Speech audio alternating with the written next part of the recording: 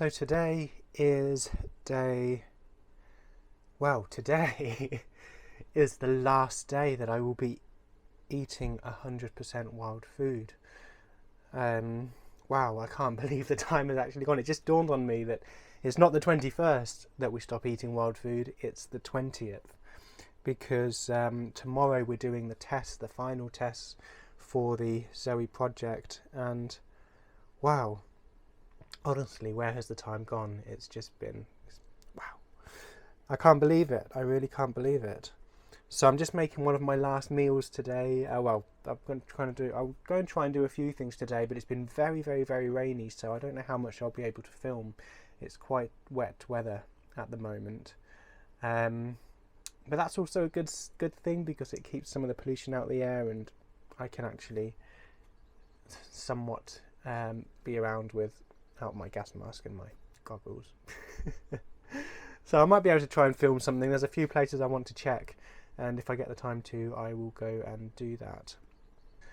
So the past couple of days I've spent at the coast with Gemma and Carlos. So Gemma is another wild biomer who I've met up with a few times during this diet, and she came down to see Miles, which you've seen in a previous video, and you saw in when Gemma, Lisa, Rue and Dan came over at the very start. So it's been great. We went down there, we tried to fish. I unfortunately didn't catch anything. They were just bass. They were bass swimming right by the rocks, and they just weren't taking the bait. So such a shame because they were right there, but I just couldn't seem to catch one, unfortunately. And it was under a bit of pressure because Carlos was filming and we were like under time restraints, and so I was mostly getting footage for the video that might be coming out that Carlos will try and pitch to Channel 4 hopefully. So we'll see where that goes, but there is going to be a video put together with all the footage from different people who have been on the Wild Biome project. So that will be something that I will hopefully link when the time comes and it's been produced, which probably won't be for a while. There's a lot of footage to go through, a lot of editing to do. And yes, I spent the last couple of days there doing a lot of filming, doing a lot of cooking up wild food, eating amazing diversity, because when you're with other people there's just so much more time to gather other things, to add other things to your meals, and we had some amazing food during that time. I just wish I had time to film, but there was just I didn't even have time to pull out the DJI camera and do some filming myself. It was just constantly go, go, go. So unfortunately I didn't get any footage during that time. But no, here we are. We're on the last day of the Wild Biome project, and I'm just making my venison mince and nettles. I'm going to add some lacto fermented wild garlic. So now that the wild garlic has gone past its best, remember the lacto ferment that I did in a previous video? This has come out absolutely amazing. It's fermented right out, and what you end up with is this. There we go. So you end up with some lacto fermented wild garlic, which is slightly acidic, got a really nice tang to it. Smells absolutely amazing. And it's full of all the good bacteria that's really good for your gut. So I'm going to add some of that to the mince when it's done for a bit of extra flavour.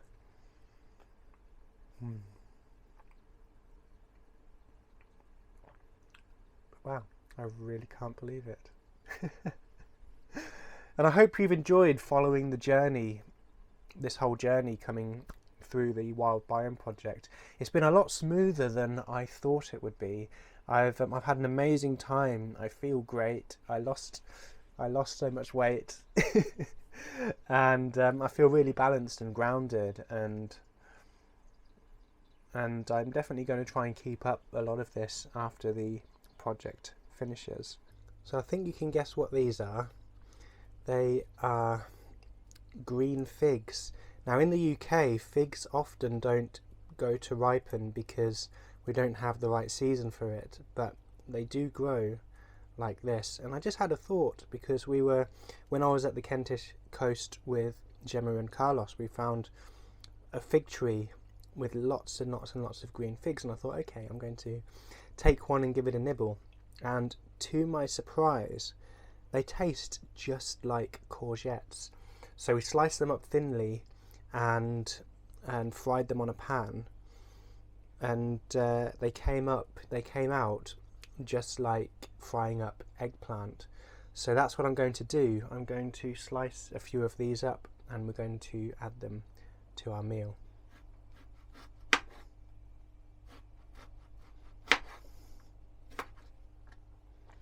But look at the inside of these. They do literally look just like courgettes, don't they? It's pretty amazing.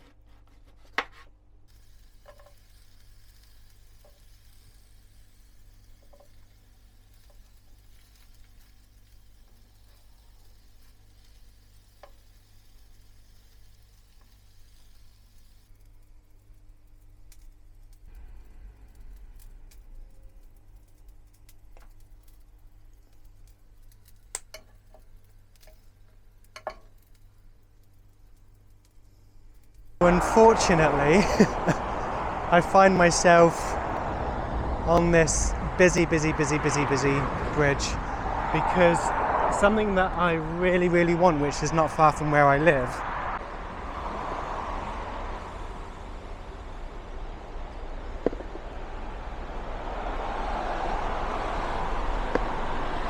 unfortunately right next to here. I'm not going to stay here too long. I'm just going to gather what I can. But wow, just so much traffic. I got a few already, but my nose is already starting to go, and I can feel my eyes. It's just too much pollution. I just don't know how we can survive in a world like this, and I'm not even in a city. If I was in a city, I wouldn't be able to go outside. I wouldn't be able to breathe cleanly.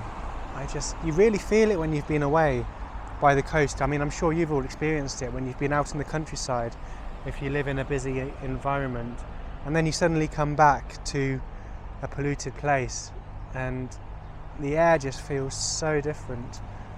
And whilst I do live somewhat in the middle of nowhere, I'm still only a mile away from this busy dual carriageway, despite the land and the nature and everything. So just during the summer it just becomes very unbearable.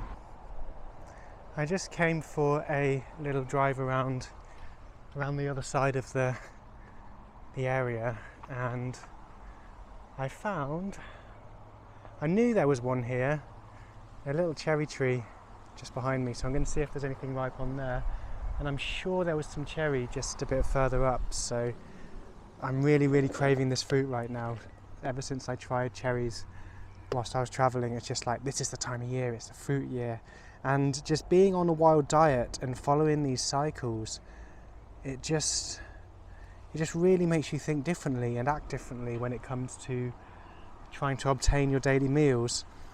And it's really amazing, as long as you've got the time to do it, and the time away from a busy modern working lifestyle.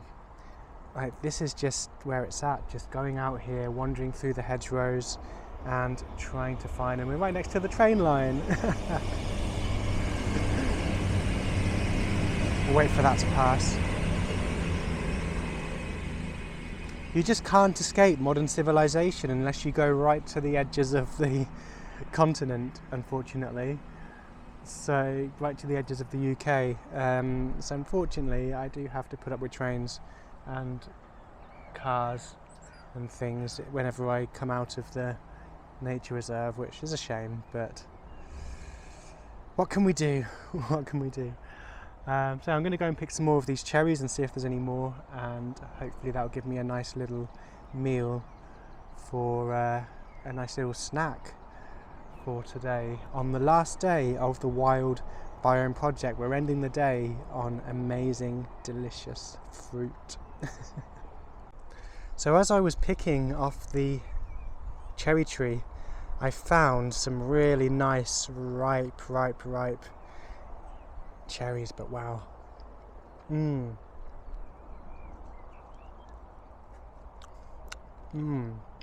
That is perfectly ripe. Absolutely delicious. I want more. This is painful. There are some absolutely enormous cherries. I can see them. They're just up there. They're like this kind of size. But I just can't get up there. I might have to bring a ladder here or something. I don't know. But there's just so many hanging off of this tree. How can I reach them? I really want them. Alright, here we go. Let's see what we can reach up here. Ooh, I can see a few.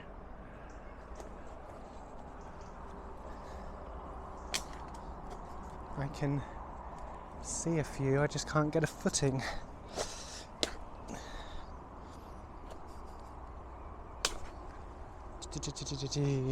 Let's see. There's one right here. Oh, that one's huge. Look at the size of these beauties. Now this is why I really want to get up this tree. There are some amazingly massive cherries up there. However, whilst I was looking for cherries, look what I just discovered. A new wild strawberry patch that I had never known existed. I found this one ripening wild strawberry. And there's probably going to be more in here if that's here.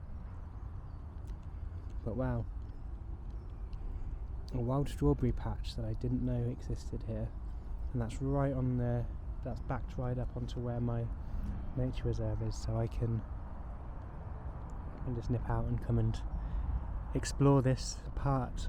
But wow, I'm so amazed that I found that. I found some trees that were well within reach, so thankfully I don't have to find a ladder. They're slightly smaller cherries, but I actually like these ones. They're I think these are the wilder variety, so they're less sweet and more flavoursome and sour. But wow, I was just having a look, came down a little further, and look what I have found. Some absolutely enormous cherries, perfectly ripe cherries, within reach, so I'm going to take those. Definitely going to take all of these. This is amazing. Absolutely amazing. Look at that. Absolutely amazing.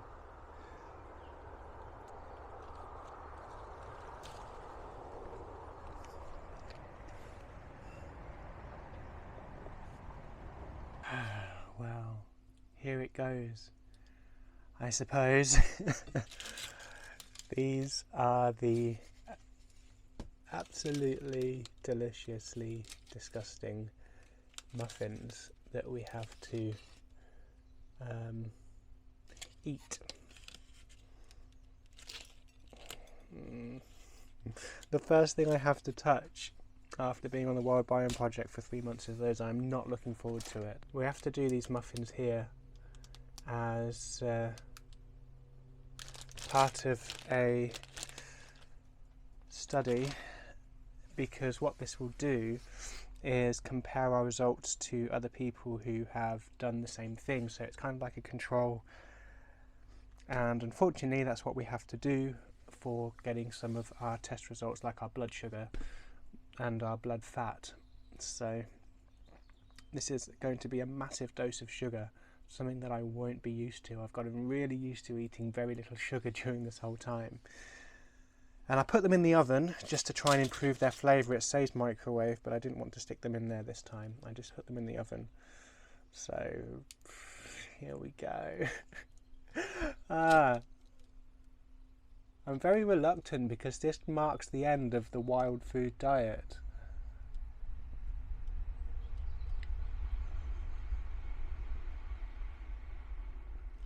it's been it's been such a journey, and it's kind of sad to have to break it with these things.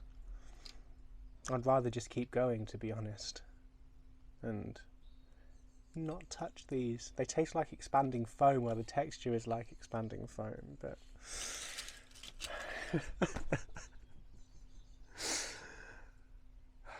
I don't want to eat them. I really don't want to eat them.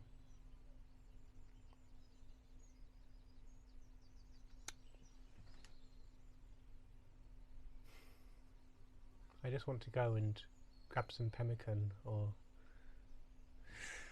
have some wild greens or something other than this.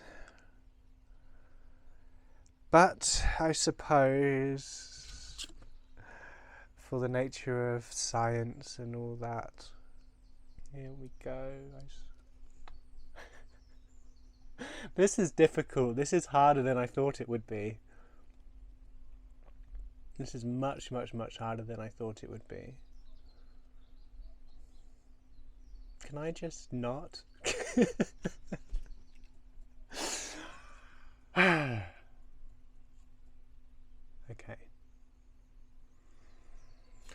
Okay, here we go.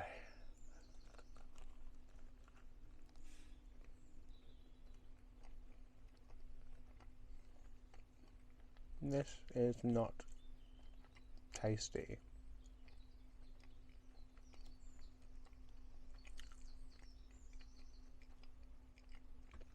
I don't know how people find refined sugar so delicious. This is just not tasty at all. Maybe it's my gut microbiome speaking, but I didn't like them at the start either. I wasn't really a big sugar addict. I didn't really have that much sugar, only to use in preserves and things like that. But I've taken my first bite that is not wild.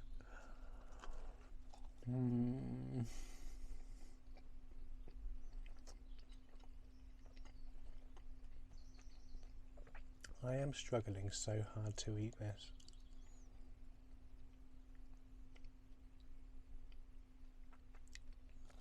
Like, what is this? It is not food.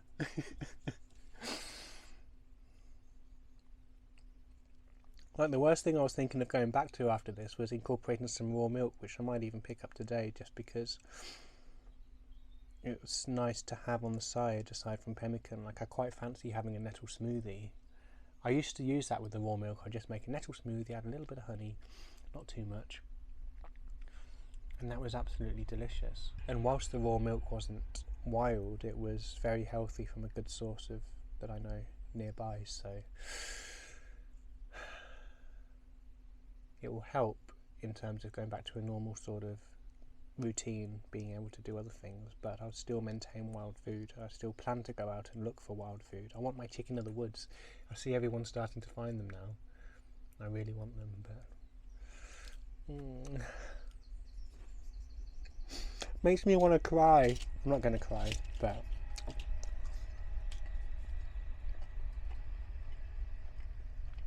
I feel like I'm defiling my gut by eating these, and I have to do the lunch muffins as well.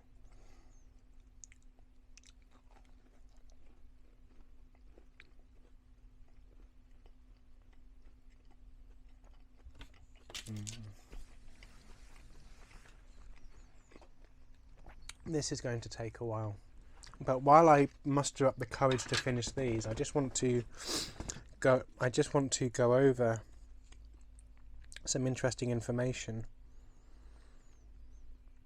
So what I'm going to do is to read you my measurements at the start of this project. So these I took just before we began the Wild Biome project. So first of all, my weight. At the start I weighed 96 kilograms.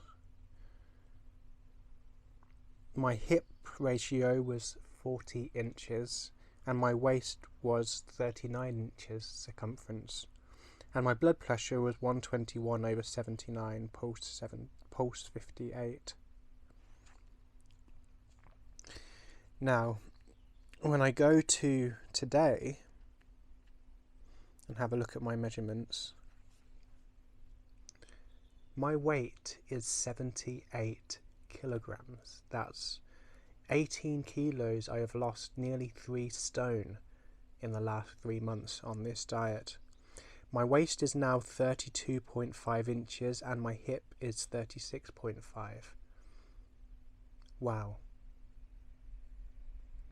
My blood pressure has gone down also to 110/73, which is kind of ideal, and the pulse was 56. But what I find absolutely fascinating is that my waist of 32.5 inches is pretty much the same waist that I had as a teen. I've basically gone back to that. Like, I could probably fit into my old jeans and things that I've got in my wardrobe still. Probably. But I have lost a lot of weight, but I haven't lost too much weight. I feel really nice and balanced, and I am reluctant to try and put any on, especially over summer. I think I'll definitely put some on over winter, because that's just the natural course of things, because you eat things to keep you warm and things like carbohydrates and sugars. But honestly, I'm really enjoying being on a high fat diet. The energy burns much slower and much more prolonged. I'm already feeling a little bit high after eating just a tiny bit of this muffin.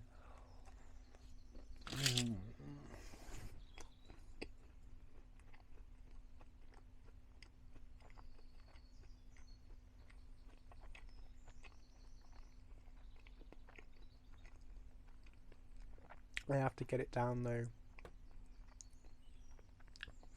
I can start to feel the way the sugar makes you want to eat more though. I can feel that, but the rest of my body is just like, nope. This is not food. This is not food.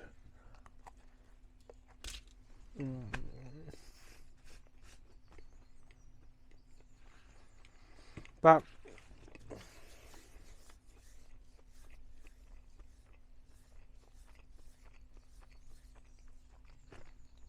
I'm not going to make you sit here and watch me finish these muffins very, very, very slowly, so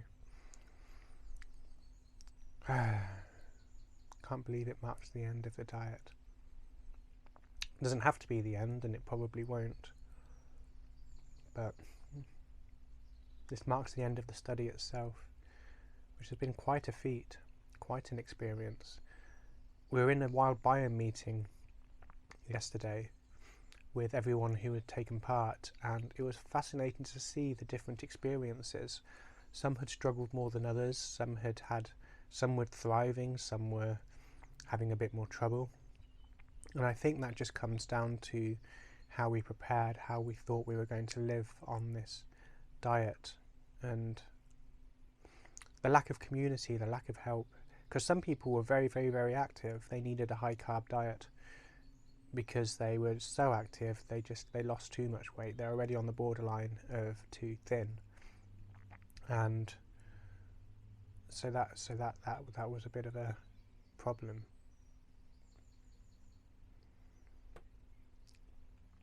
But I've gone from possibly a tiny bit overweight, I wasn't that big in the first place, to a very nice and balanced place. I reckon my BMI is probably on par with what they say online now, but I mean, I don't really listen to that in the first place. I'm quite a muscular build, so I'm always slightly over regardless. I think with a bit more planning and a bit more funding, hopefully, there will be a wild biome 2 where we'll take all the lessons that we've learnt from this one and put it all together for a second project, hopefully. There's much, much, much, much more to learn from all this, I believe, especially if we can do it as a group, as a community, and then we will thrive, I reckon. We'll have the time to focus on other things as well as work together, to have the diversity, to have the nutrition that someone in a city, for example, couldn't just run out and grab some nettles or grab some things that were just there in abundance around me. I've just been thriving on what is abundant for the last few months. Okay, I have finished the muffins. I'm already feeling a bit high off of this. and I feel immediately different. I have a tiny bit of congestion, and I just feel immediately different eating this than I did having venison mince in the morning or something. I already feel kind of tired and sleepy and lethargic. Just goes to show how sugar truly affects your body. Yeah, I don't like this. My mind feels more foggy immediately after eating these. And I've got more congestion back in my nose.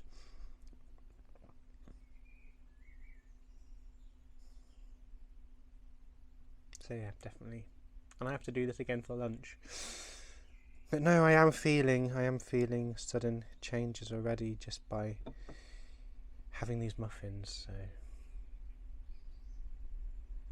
bye bye, Wild Biome project.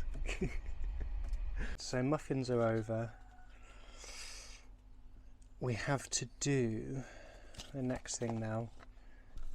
So yes, finger pricking time. I've just got to take this, open this box, and then inside there will be some things that I have to do.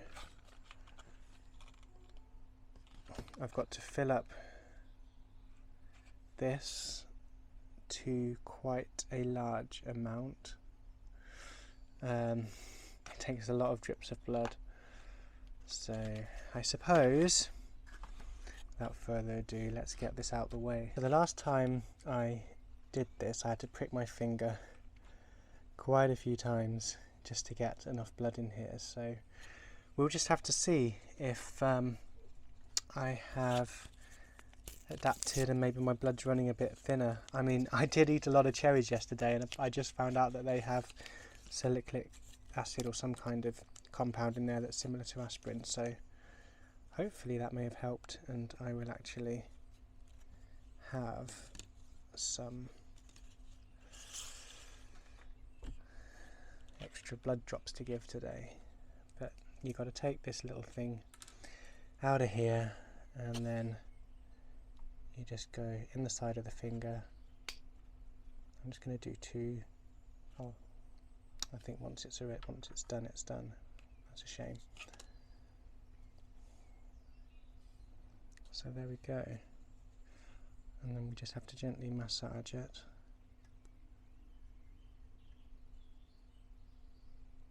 See, look how hard my blood is.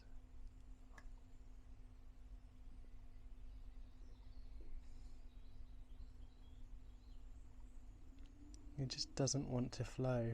Well, I'm in a bit of a predicament here. I've used up 4 of these, pricked myself 4 times, and I've only filled this container barely halfway.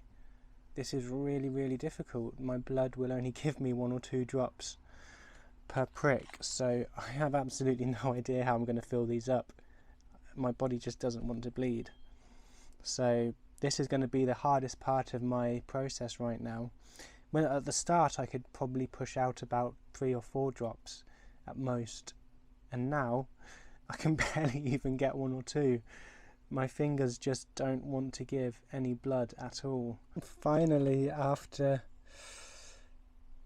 this many pricks, it took me that many just to get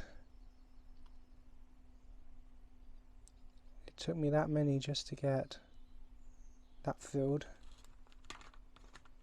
and to get this one filled. So that's the hormonal and the nutritional blood test done. I'm hoping that I haven't filled that up too much now. It's slightly over the line. I don't know if they'll fail it if it's too high. Hopefully not, because after this there won't be a wild food diet, so the results won't be as accurate. So I am back. It's been 4 hours since I had my last muffins, and now we are on to the final lunch muffins. Now these ones are a little bit more fattier than the others. I think, I don't know, they're a different texture. They seem to be a little nicer than the last one. Still not nice, still not very nice, but yeah, I've got to eat these, and then finally I'm done. I can stop eating these nasty things. And whilst I was out, I did nip to the farm shop during this time, because I did pick about 7 litres of raw milk just in case I need it. And I'm also curious to see how my body reacts going back to raw milk after 3 months being off it. Now, I'm not going to have it as much as I used to. It's only going to be in small quantities. I think maybe half a bottle a day rather than 2 litres a day. And I'll carry on focusing on wild food. It will just give me a nice little uplift whenever I need it. Or I do kind of miss my nettle smoothies, so I'm still going to use it with wild food. And I've just picked some things that I can't wait to eat. Some gooseberries, black currants and red currants.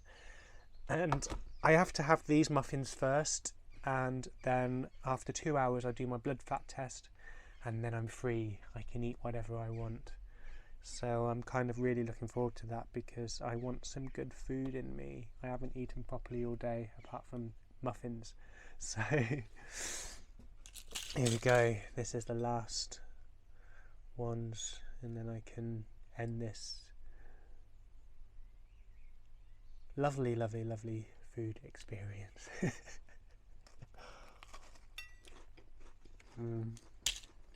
Still not very nice.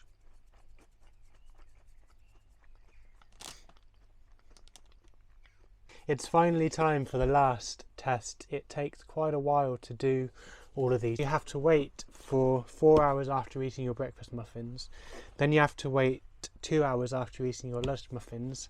And then we have to take our finger prick test, which this one is for our blood fat. The other two was for nutritional and hormonal.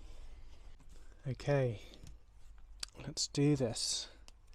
Hopefully I can fill it within the allotted time. You have to do it within 5 minutes. So here it goes. Hopefully I will actually bleed this time.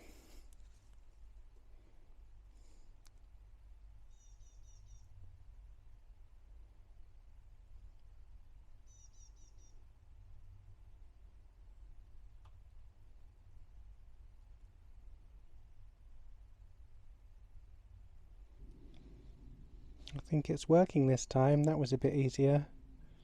Seems like my middle finger is the one that seems to drip, and I think that is done. Whew. So I just got to let that dry out, and then I can post it. And that is everything now for the test. That's done. I've sent everything else away. So now I can go back to eating some normal food and enjoy the rest of the day.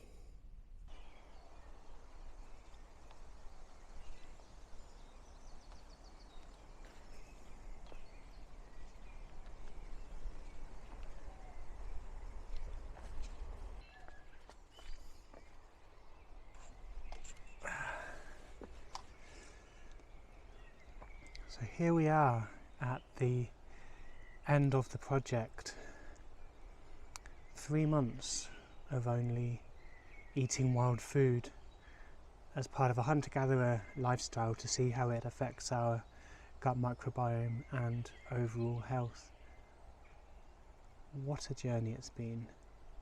And you can see from my previous videos where I've been, what I've done. But we're back to the start. So I thought I'd come back to the bench where I filmed some of the first footage before everything began.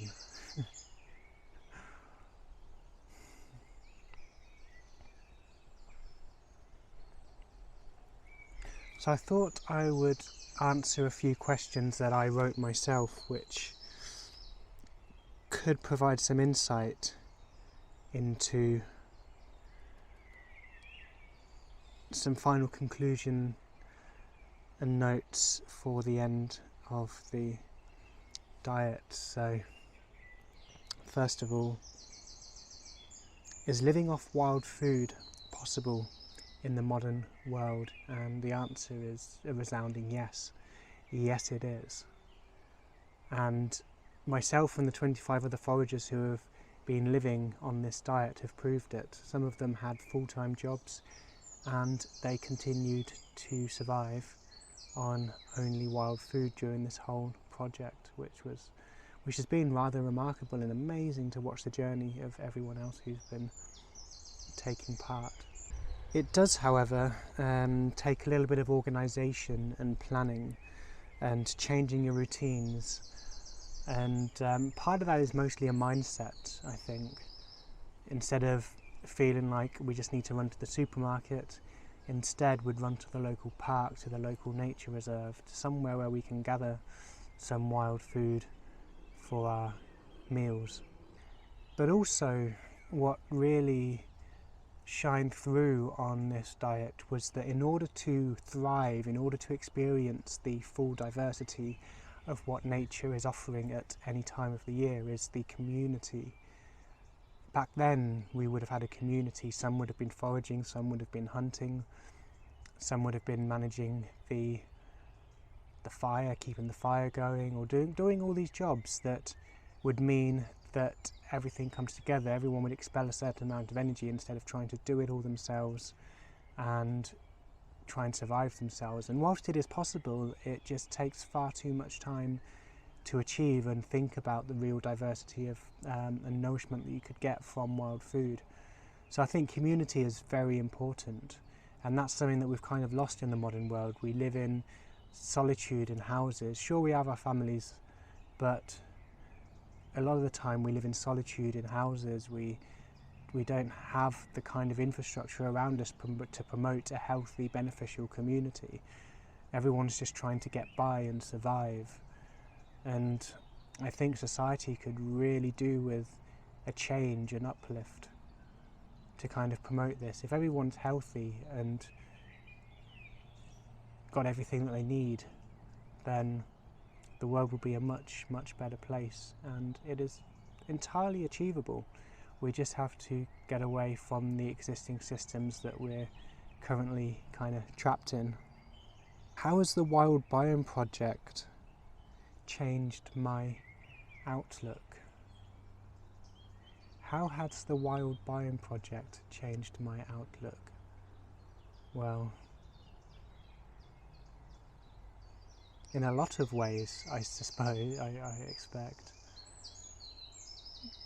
I feel grounded, I feel connected, more than I did before, because I let myself slip a little bit over lockdown and step away from my most optimal path. And I feel like this Wild Biome project has just brought me back to the path that I was always meant to walk in this current life. And it's all about, it's just really highlighted the seasonality of things, eating things when they're in season rather than what's convenient and there. It just really has an impact on my body, and I feel so much more balanced nutritionally, energetically, mentally, and my hunger levels have been, on smaller meals, they've just been great. And so I suppose it's changed my outlook in terms of re-inspiration and motivation to be curious again after the project ends, play with things that play with wild food more, potential wild food sources, explore things that I haven't explored before, because nature does provide. We just have to know where to look and how to process. But it is there for us if we let it fully embrace us. And I felt that throughout the whole project. I haven't had to worry about eating because nature always had something. I just had to step outside and go and have a look and go and have a little exploration. I also feel that it's not just about food. It's about how we obtain our food that contributes to overall health, because we're just going to a supermarket, we're not expelling that much energy to do so. It's all about that exercise, and you don't even need to go to a gym if you're foraging, because you're actively going out and you're walking, and I think that all contributes to the overall health that we're feeling from being on a wild food diet, because we have to go out there, we have to forage, we have to move about, we have to walk for miles, and we have to be active just to be able to put our next meal on the plate. And I think that that's a really important factor, and